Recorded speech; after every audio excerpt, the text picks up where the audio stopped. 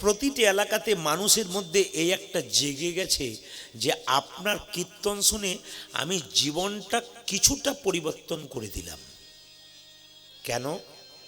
যে শুনেছে সে এগিয়েছে। স্কুলে যেতে শিখুন, তবে তো স্কুলে ভর্তি হবার মনোবাসনাটা থাকবে। ক্লাস 1-এ ভর্তি হবেন, তবে তো মাধ্যমিক পরীক্ষা দেবার সুযোগ পাবেন। এখানে আসতে হবে।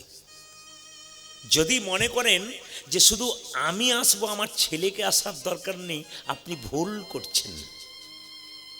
কি ভুল করছেন? ছেলেকে স্কুলে ভর্তি করে তাকে টাকা রোজগার করার মেশিন তৈরি করলেন, কিন্তু বিবেক তৈরি করলেন না। স্কুল কলেজে কোনো বিবেকের শিক্ষা দেওয়া হয় না। দাঁড়িয়ে বলে গেলাম, স্কুল কলেজে কোনো বিবেকের শিক্ষা দেওয়া হয় না।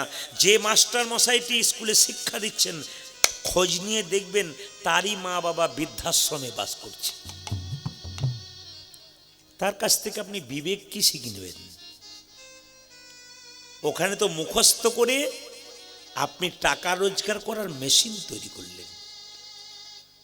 আপনাকে বছরে 365 দিনের মধ্যে একদিন কীর্তন হলে এই জায়গাটাতে আনতে হবে।